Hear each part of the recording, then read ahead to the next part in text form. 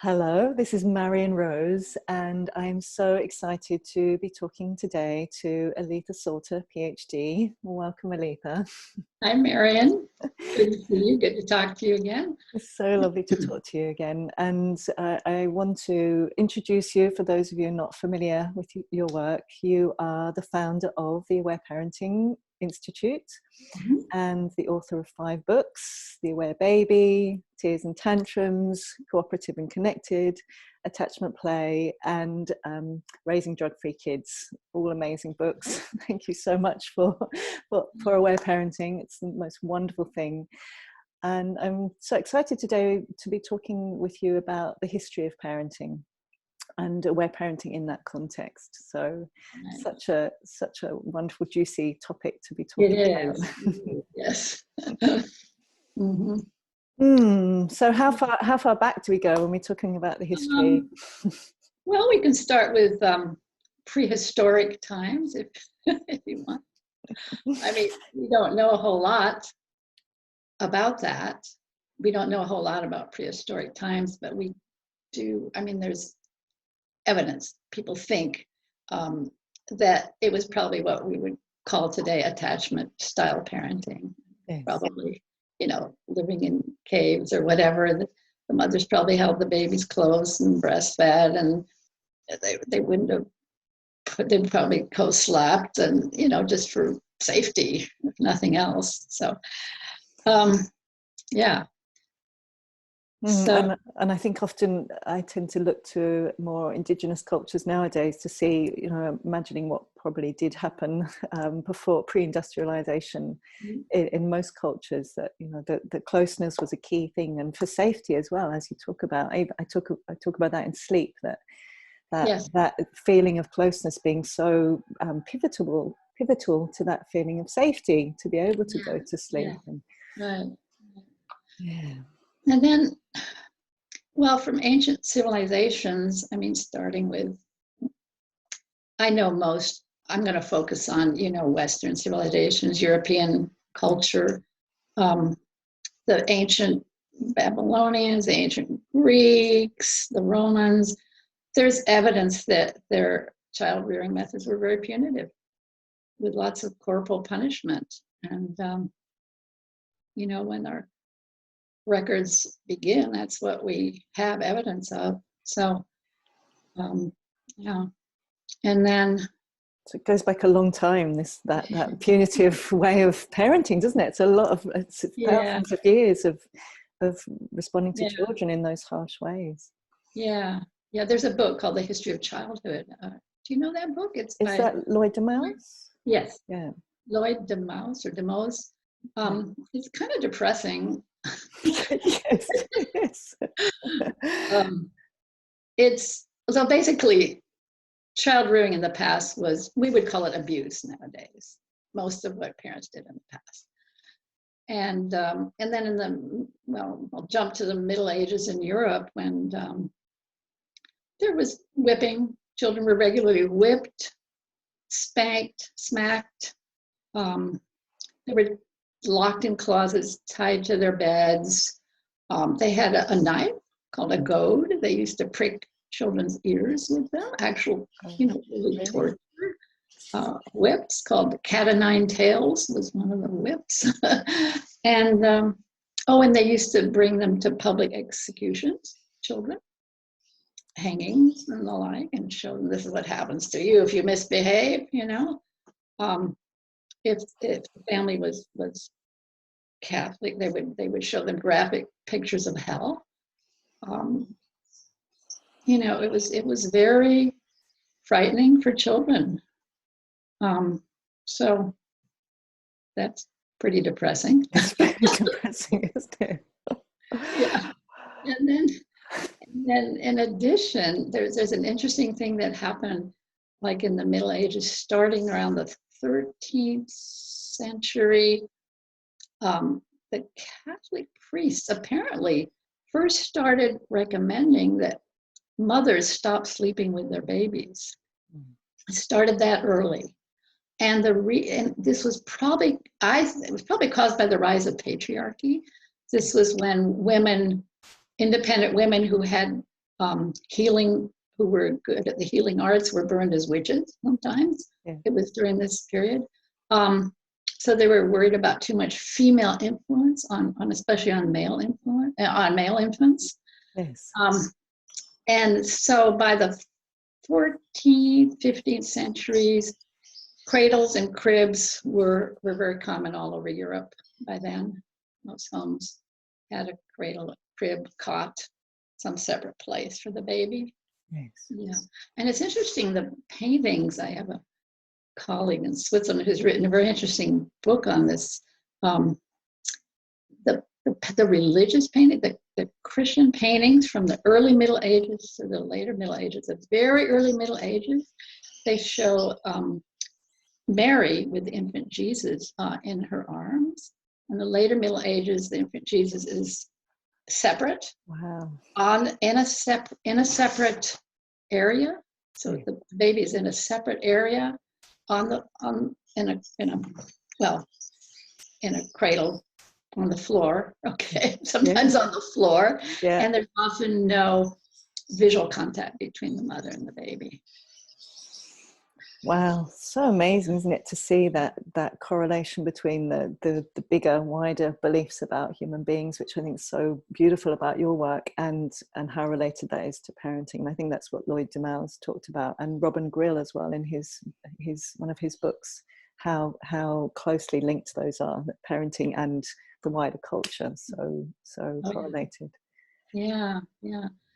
So then, see what happened next. Well, the Industrial Revolution around 1750, Yes. which started a whole big shift. People went to work with the mills and the factories, and so that started the destruction of the extended family. So we had isolated, like, nuclear families living alone they didn't have the built-in grandma or grandpa or aunts and uncles, and so that was the beginning of even worse things, in my opinion. Yes. Yes. So the whole concept of spoiling stems from that time. Oh, really? Yeah. Yeah. Because there wasn't enough help for the mother, and there were often many children, and early weaning started. They even started introducing solid foods early and earlier, sometimes as early as 2 weeks. Oh, really? Yeah. Wow. Yeah. And the basic discipline goal was to break the will of the child. Okay. So it was still pretty abusive. Yeah.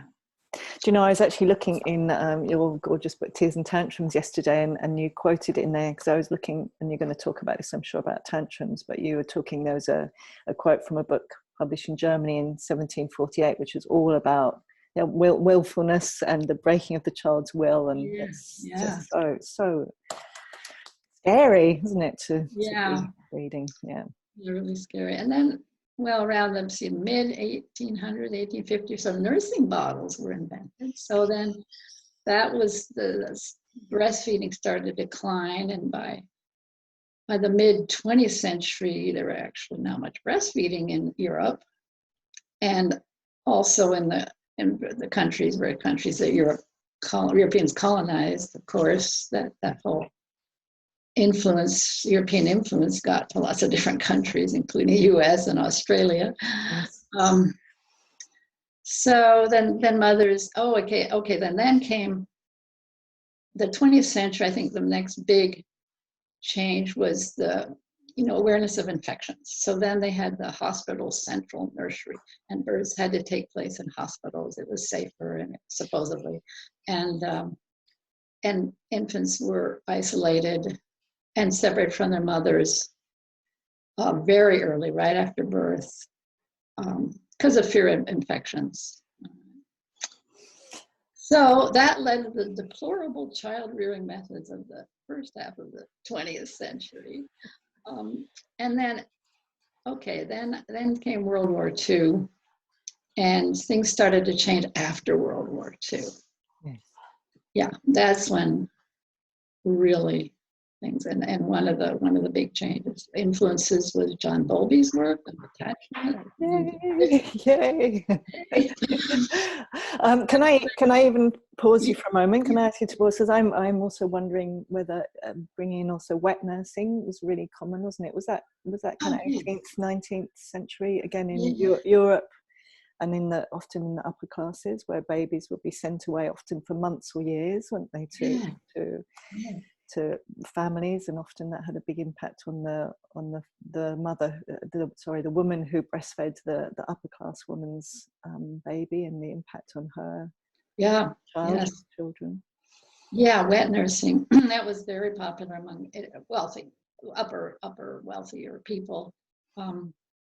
There's no upper class or woman from nobility who would have even dreamed of breastfeeding her own child. And they were sent to wet nurses, and they didn't see them for 2 years. They didn't see their babies for 2 years.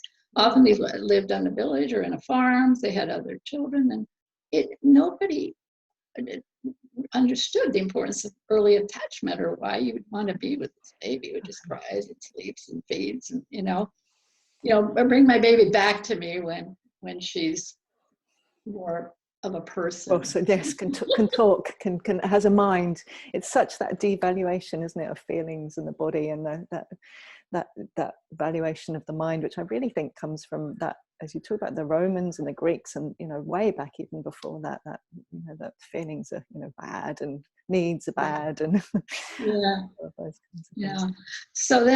So then after Bowlby, there was Mary Ainsworth research, the strange situation research about it, styles of attachment, different kinds of attachment, and then all sorts of exciting things happened. Yay! So great, isn't it? After the 50s and 60s and 70s, lots of great things happened. Yeah, starting the 1970s.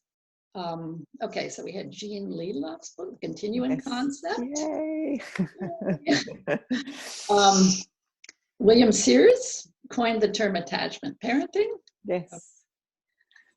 I think it was actually influenced by the continuum concept. Was he? Yes. We had the revival of breastfeeding with La Leche League, and breastfeeding support groups in many countries. Yay! And then I think the psychologist Carl Rogers, who had a huge influence. And who studied with Carl Rogers? Both Thomas Gordon and Marshall Rosenberg both studied with Carl Rogers. Yes. And you were very influenced by Thomas Gordon. I've been very influenced by Marshall Rosenberg. And that key, isn't it? The client-centered work that was really based on being with the other person rather than the therapist or the expert being the one that's leading.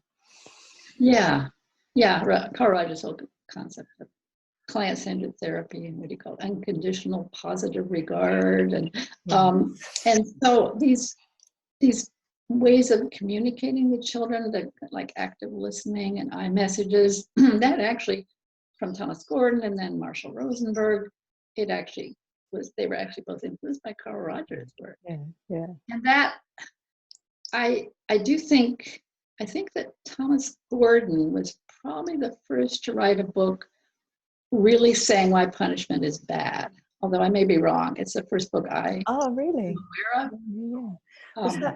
Was that there's one, which was that? Was that child self-esteem? There was one, was that the one? Parent effective parent effectiveness training. Yeah. Yeah, That inspired me, his book. Very nice. I thought, wow. I already knew I didn't want to punish when my kids were born, and I didn't. Yes. And I didn't know if there were any books that really said how to parent that way. And then I discovered Thomas Gordon. I thought, wow, he's totally supporting a non-punitive approach here. That's what he was writing about. So that was wonderful to discover his work. So then we've things gotten better and better since then, in my opinion. And there's increasing awareness of children's emotions, of the impact of early trauma, of attachment needs. You know, we've got neurophysiology research, brain research, research on the impact of different child rearing methods, research on disadvantages of punishments and rewards, thanks to Alfie Cohn's work. Amazing. So, yeah, and all the pre and perinatal psychology work as well, really understanding that the time in utero and birth has a profound impact on babies, and that we can see that in a baby's behavior, which you talk about so beautifully in the New Aware Baby. Yeah, the development of pre and perinatal psychology. And so we're realizing that babies can be hurt, stressed, traumatized even before birth. Birth can be traumatic, how this impacts babies, their behavior and their emotions. And then how to help babies heal. There's more awareness of that. So there's still, there's still a lot of parenting programs out there that claim to be non-punitive. I mean, there's obviously still people recommend spanking and all corporal punishment. I think that's getting less and less. Yes. But there's still programs that claim to be non-punitive, but it's what I call sugar-coated authoritarianism. Because they talk about rewards, they talk about, withdrawal of privileges or timeout, or they say, oh, no, this isn't punishment, this is just consequences, So, but they're like, the trend is in the right direction from certainly from the past. We've gotten better. Yeah, Things are getting better. I think so, definitely. I often like to think about paradigm shifts, and if you think about things like Copernicus, and just actually realizing what the Earth is and its relation to the sun, and how long that took actually for people to that paradigm to come into people's consciousness. And I think it's similar with parenting. It takes time for the newer ways, which are kind of like the older ways, aren't they? Pre the Romans and pre all that colonization, which spread all that disconnection and punishment and harshness. It's like almost in some ways reclaiming those more innate and ancient ways of being with babies and children. Yeah, so we're sort of returned to the prehistoric times in a way with attachment parenting. But I think we're doing a lot better than probably prehistoric times, and I think we're probably doing better than indigenous cultures around the world. We just have so much more information on healing, how babies and children heal now. So, particularly in terms of the ways and the mechanisms for healing from stress and trauma, which I think possibly weren't necessarily known in prehistoric times. Probably not. We don't know, but yeah, maybe they were. Maybe they did know it all.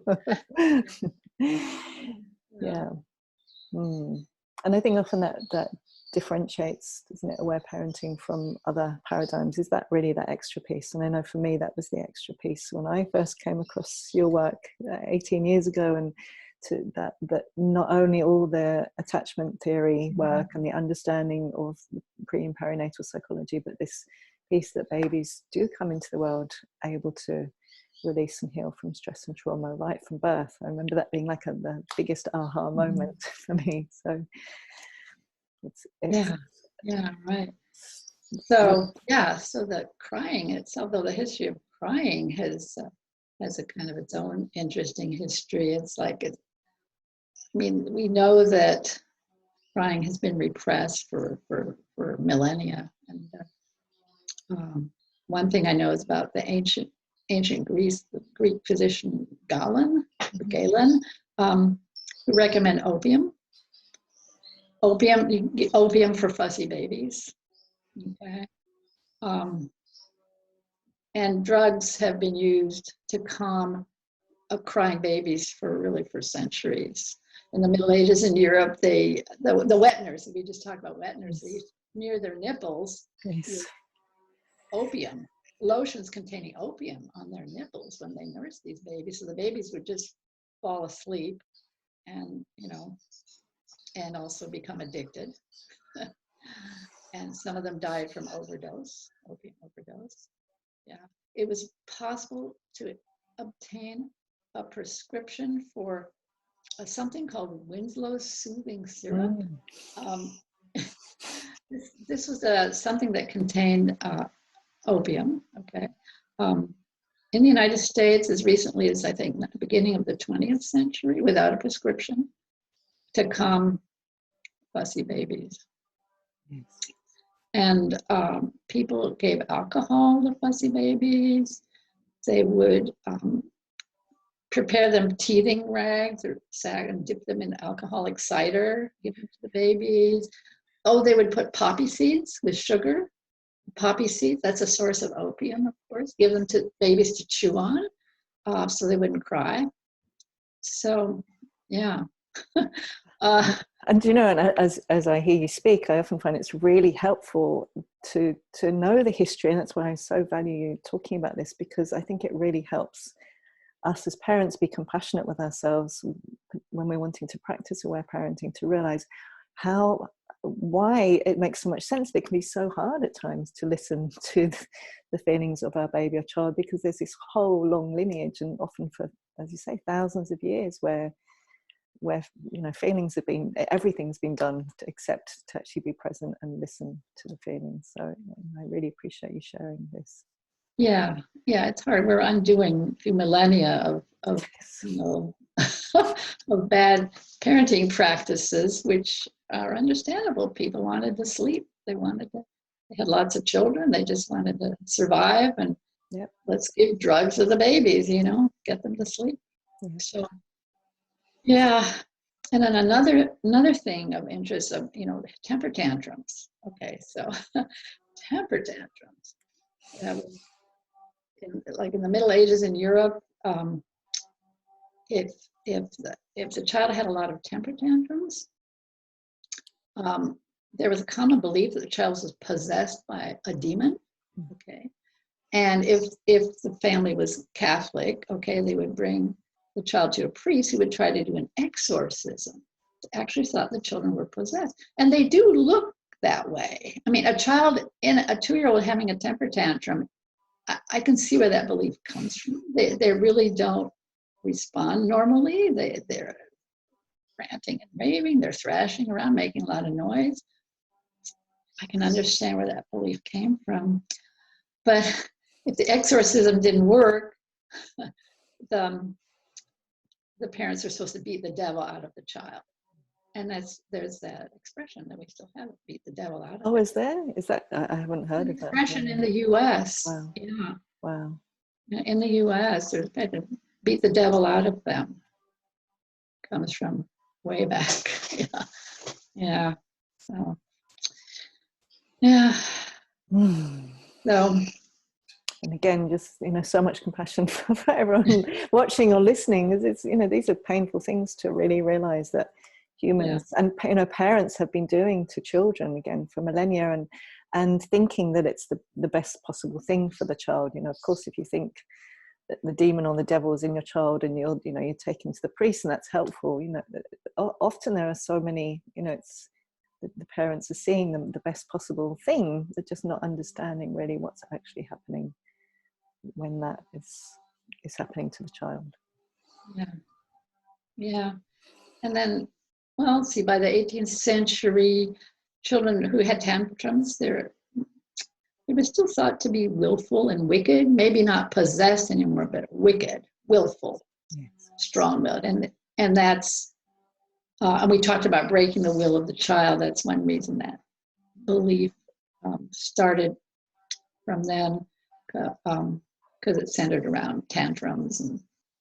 And then later on, by the 19th to 20th century, that's when the concept of spoiling came in. Children who cried a lot, who had tantrums, were maybe not wicked anymore, but spoiled, manipulative. So gradually, from being possessed to willful, wicked, spoiled, manipulative, there's a gradual shift in how parents interpret these behaviors, temper tantrums. and the differences in responding to them. But still, there was the belief was that this should not be allowed. You know. And then the whole cried out approach came. You know, there was this for educators called Luther Emmett Holt, who recommended the cried out approach, or what controlled crying approach. Yes. And Dr. Spock, 20th century, recommended that too. And there's still books that recommend that. Leave babies alone to cry. You shouldn't give in. You shouldn't, you know, they've got to learn to self-settle, self-soothe, you know, put themselves to sleep. It's that whole belief, very sad, very sad. Yeah, very sad, devastating. Yeah. So, and then things got better. I was trying to think of when things shifted here around awareness of crying, and I think it shifted with, you know, with primal therapy, you know, Jana, in the 70s. Okay. Other kinds of deep feeling therapies, awareness of crying being maybe therapeutic for adults, and being able to heal that way. Some of that, catharsis, some of that came from psychoanalysis too. And then gradually we started, I think, realizing that children too can benefit, especially in you know, if there's been a loss, okay. and then we finally realized that babies too can benefit from crying, from stress release crying. So now we know that babies can benefit from birth, and we know now that babies benefit from being held when they cry. It doesn't mean they're spoiled. It doesn't mean they're manipulating us. And so the crying in arms approach, which is my term, which is really fairly new in terms of history of humanity. Yeah. Yes. Yeah. So we've gone from, you know, the last step is, the terms for babies crying, it goes from manipulative colic. The term colic was used for a long time. Yes. The current term is now regulatory disorder. But in my work, I see it as stress release. Yes. Stress release crying. It's not a disorder at all. There's nothing wrong. And that's kind of almost been the history, hasn't it, of this last 2,000 plus years, is seeing that there's something wrong with babies and children, and feelings and needs and closeness and behavior. And actually, again, what I love about aware parenting is, to me, it has such deep trust in babies and children, and that they know what they need, they know how to heal, and they're actually constantly trying to communicate that to us. And often it's us, because of our own cultural conditioning, that are being invited by our babies and children to release that conditioning, to actually see that they know what they need, they know how to heal, they know how to release stress, and we're the ones that actually need to learn from them, and that there's nothing wrong with them in most cases. I mean, obviously there is sometimes, but in most cases there's actually, that's what's beautiful and healing and healthy about them, isn't it? Yeah, babies know how to heal, and that's a fairly new concept that we finally come to realize, you know. I want to do something else about tantrums, this whole concept of regulatory disorders. There's a fairly new psychiatric diagnosis for children who have a lot of tantrums, and disruptive mood dysregulation disorder, or DMDD. And this is very unfortunate, in my opinion, because again, there's no mention of maybe this child is very stressed, or maybe there's unhealed trauma, and unfortunately, it's being treated with behavioral therapy or psychiatric medication. This is sad. So in the one way we're moving forward another way, there's still, there's still these other interpretations for crying, which are still with us. Yes, it's almost like the way sometimes it's kind of change the wording and change the form, but it's kind of the same, like the opium. it's kind of change, or it's still a judgment of the behavior. It's still saying there's something wrong. It's still doing everything possible to stop that. It's just doing it in a kind of new way. In a different way. Yeah. We're giving psychiatric medication to kids who have tantrums instead of trying to do an exorcism. Okay. So, yeah. And of course there are some cases where it isn't, I don't know, this is the key. It's not always there. For some children there are physiological things at play. It's not always that, so we want to put that in as a a given. We're not saying that every child who is being diagnosed with these it's always stress and trauma, but that is something that we can consider in those cases that often isn't considered. Yes. It's often put in those little caveats. Yeah, I do. I mean, I do recommend in my work that, if parents have a baby who cries a lot, or a child who really is screaming all day long, they're to have them checked out. Maybe to a pediatrician. Yes. There might be something physical going on. Yes. And we can't just assume, they're healing from stress and trauma. Yeah. It's really, and again, this is where parenting so much about meeting a child's needs. I mean, that's always a thing we're checking out before we're assuming that there's releasing or healing happening. Is like, are all the needs met? And that's of course all the physical and physiological needs that we're holding that as a baseline first. So yeah. Wow, I so appreciate you sharing this and all your knowledge of all these theses. Again, I think it's so helpful for parents, because I think often we just see ourselves as being in the time that we're in, and if we don't realize the history, it's kind of just how things are often, isn't it? This is just how things are, rather than seeing it as part of this long lineage that we've been a part of. Yeah, there's been a long evolution of parenting. Very interesting. I find it very interesting. Yes. Yeah. And again, makes sense of why it can be so hard at times to be practicing these ways of connection and listening to needs and listening to feelings and trusting children. Yeah, because often not only we weren't as children, but some of us weren't, but our parents and grandparents and great grandparents weren't. So yeah, it takes a while to make a change. I mean, it takes, I think, more than just one generation. Yes. I mean, the parents I work with, they're all doing better than the way they were raised. Okay. And I'm sure their parents did better than the way they were raised. And my son's doing a better job than I did. I mean, it's like things are getting better.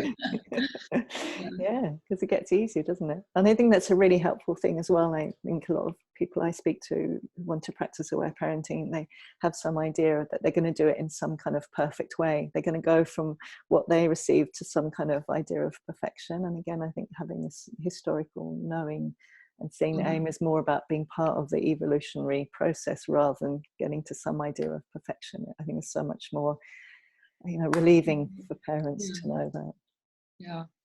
Yeah, I tell parents, good parenting does not come naturally. So what comes naturally is to parent the way we were parented. That's what comes naturally. Okay. That's our first reaction usually, especially when we're stressed or child screaming in the middle of the night. The automatic response can be do what our parents did with us. Yes. Unless we really make an effort to change and to think and, okay, what's going on with me? What's going on with the child? To be willing to take in more information, be willing to experiment a little bit. We need to experiment and just be open to trying different things. And we need to heal from our own childhoods. All part of it. Yeah. Yes, and lots of compassion. And I remember one of our previous conversations where you talked about, we can always repair, and I think that's helpful to remember as well, that in aware parenting, all these beautiful specific ways that we can repair if we have parented in a way that we were parented in, that we can always do that. It is. It's never too late. It's never too late to repair our mistakes and to strengthen our connection with our children, and to start healing and to help our children start healing. It's you can start healing at age 50 or 60 or 70, but life is easier though. Yes. Life is much easier when we can help our children heal right from day one. Yes. And heal from whatever trauma they've had, and so yeah. Doctor, I know we're wanting to complete, and I just wanted to ask one quick question, because it's something that's always interested me, and I don't think we've talked about it, but I notice in the US often breastfeeding is called nursing, and I've always been curious about whether, I know a lot of, well, my understanding is that there was a lot of Puritan influence in the settling, and as the indigenous people were all the terrible things that happened there, and the Puritans came over a lot, and I'm wondering whether there was some part of that was, again, let's not use the word breastfeeding, because that's actually a woman's body, and this, the whole sinful bad stuff, where and I wondered if you know anything about the history of that term in America. I don't know about why the term nursing is used, but that's the first. I like your theory. I mean, using talking about the breast, the body, yes. from the Puritan point of view, that would have been taboo. Yes. I don't know when it started being used, and nursing bottles was the term used for baby bottles, the first nursing bottles. Yes. Glass, they were glass to begin with. Yeah. Yeah, I've looked it up and I've never really been able to find out much, so I thought and maybe someone watching or listening might know some. I'd love to hear. I'd also love to, we were talking about indigenous cultures and the whole understanding of healing from stress and trauma, particularly through crying, and so if anyone knows about any of that too, I'm really curious to hear. I'd always like to learn. So. Anything else you want to say about the history or this whole journey that you've shared with us today? I think just make the point that we've made in other conversation, other videos we've done, that the attachment parenting movement is definitely is going in the right direction, but we need to add the additional element of understanding stress release crying and allow babies to cry. So it's, which may never have happened before in the history of humanity. I don't know. And that's that bit, isn't it? It's like that's always the question, isn't it? People often ask me, did people used to do this? And it'd be wonderful if we could know the answer, wouldn't it? Yeah. I mean, there is evidence that in tribal cultures today, or the traditional, what's now called foraging cultures, that there was lots of breastfeeding, lots of shushing with breastfeeding, and not much tolerance for crying.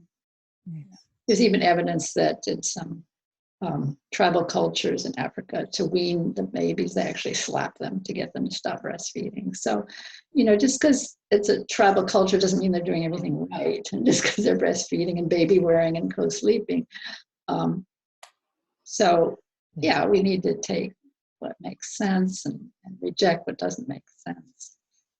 And again, I think that's what you talk about so clearly in The Aware Baby, that human beings, we're so adaptable, and in every place in the world we've adapted to the climate and the environment and the political structure and all of those things to do what we can in the best possible ways, but that it's really important to understand that every way is different and has been affected by those bigger cultures.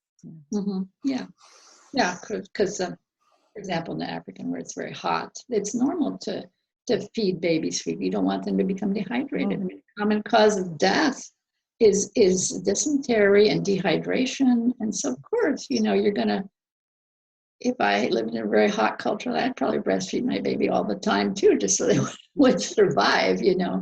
Yes. So it's understandable. Yeah. And I remember reading from you as well in Indigenous cultures in very cold places where, you know, before nappies, where it was communicating with the baby around when they needed to wee, again, much more helpful to be breastfeeding less often, but with big feeds each time, so that you're not needing to go out into the cold. So they didn't have to undress them as much. Exactly. to change their clothes. And yes. So fascinating. Thank you so much, Aletha. I would love to, would you like to share, I mean, I know you're going to be sharing this on your site, but for those people who are coming in other ways, would you like to share where people can find out more about your work and your books? Yeah, Aware Parenting Institute. I have a website, awareparenting.com. And I have, oh, you mentioned my books already. Yes. I don't mention those again. So yeah. And I have a Facebook page, Aware Parenting Institute. It's the name of the Facebook page. And you want to share your website? Yes, mine is marianrose.net. Yes. And there are lots of Facebook discussion groups, Aware Parenting discussion groups. You run some of them, don't you? Other people run some of them. Yes, yeah, there is one major free one that's still running, which is called Aware Parenting, in brackets, based on the work of Aletha Solter, Ph.D. So that's, if anyone wants to get to have some conversations, that would be one to go to. Yeah. And you have lots of videos on your YouTube channel. Yeah, not so much my YouTube, but yeah, I have lots of videos and courses and kinds of things. Thank you for all your support. And the podcast I have with Lael Stone, which is the Aware Parenting podcast, and I have my own one as well, which is just Marian Rose. Thank you for mentioning me. That's so lovely and touched. Okay. Yeah, thank you so much. I really enjoyed this, and thank you to everyone who's watched or listened, and lots of love and compassion to everyone. Okay, bye. Bye. Yeah.